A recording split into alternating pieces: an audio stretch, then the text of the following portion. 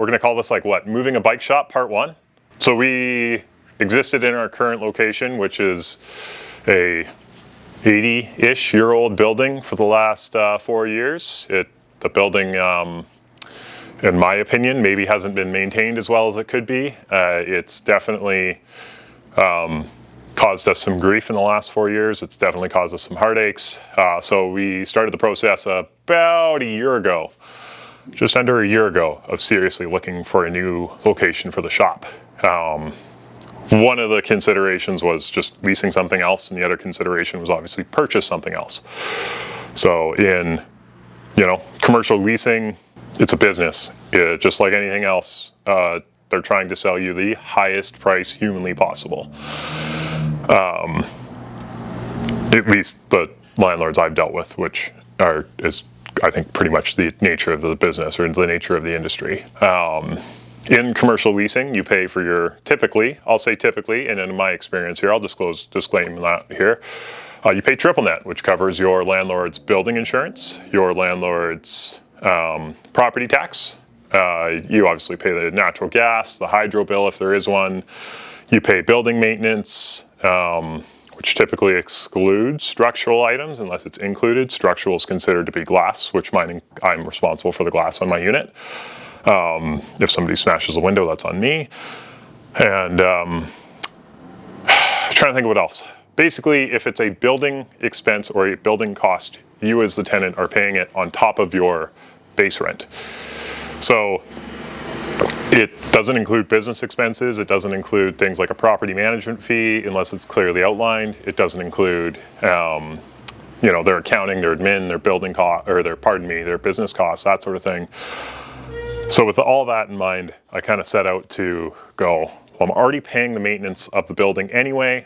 There's no safety to leasing. It's not like I'm renting somebody's house, and if the roof falls off, they have to replace it. I'm still, let me say that again.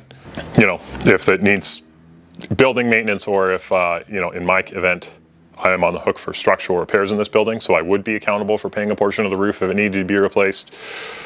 So there's no real certainty to my commercial lease, and the ones I've looked at elsewhere maybe have a little bit more certainty, but still widely on the hook for the operating costs. And at that point I went, well, here's leasing. Okay, what's purchasing look like? And commercial property purchases, as I've learned by going through the process, are a lot of work. They certainly are a lot of work, but ultimately, at some point, I think it'll work out to be the better decision, and here's why. So I've done some quick math in a short intermission here. This kind of outlines what I was looking at. So we ended up doing this. We ended up purchasing the shop. It's about 3,100 square feet. This is our kind of close commercial lease rates in West Kelowna seem to fluctuate somewhere between $19 and $25 a foot's pretty typical asking. There's always some negotiation room in there. But I just presumed about $22 a foot times 3,000 square foot gives me $5,500 a month. My mortgage, potentially, based on let's call it 7, the interest rates are typically higher, 7 to 9% in a commercial. 9's probably pretty high, but anyway. Let's ballpark a 20-year mortgage at about $5,500. Plus expenses, no difference here. This was a big one for me. We're in a stratified unit. A strata unit is a form of property ownership where a collective of owners own their own portion of common areas, such as parking lots in this case. Each strata forms its own self-governed corporation that uses fees from owners for common area upkeep and maintenance. My business insurance already covers my leasehold improvements. It changed a little bit, but it changed by $400 a year. Whereas paying my landlord's insurance on this building, ballpark, I think is $5,800 a year times my square footage, cost me a couple $1,000s a year. So I did actually come out ahead a little bit on the insurance side. The other thing that usually comes along in our area and is a big part of my strata cost on my new purchase unit is Snow removal. Snow removal from parking lots is expensive to do, expensive to get insurance for as a provider, expensive to have equipment for, expensive to find guys that want to wake up at 2:30 in the morning and go drive a truck or shovel snow by hand. Snow removal in our area is very expensive. Some of these places I checked out were in big strip malls. There was actually a spot next to Walmart I considered for a while. There was another spot I looked at as well. But anyway, all of them had huge parking lots, and all of them carried a very heavy snow removal expense compared to my commercial strata unit, where the parking to number of tenants and number of people in there is definitely a lot less than the number of parking stalls per unit in a strip mall. So my snow removal cost in the purchase came out a little bit ahead.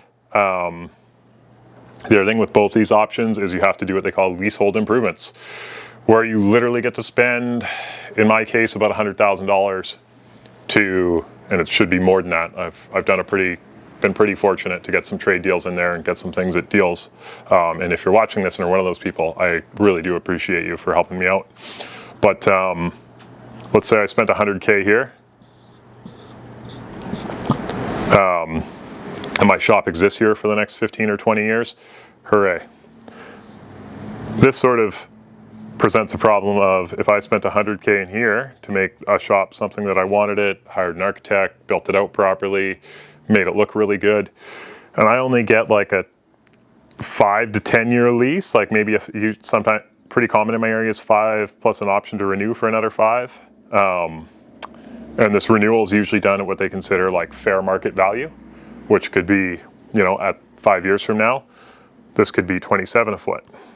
And all of a sudden I have $100,000 invested in my landlord's space, and my options are to walk away from my $100,000, walk away from my location again, or pay an extra $5 a foot times 3,000 square feet, which is another 15 grand a year in rent, and my rent goes up that much.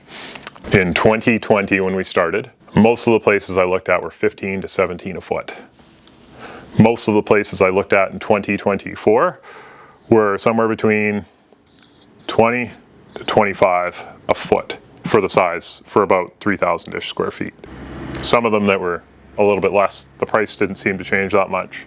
And some of them that were like 6,000 square feet of warehouse space, they're asking $20 a foot for right now.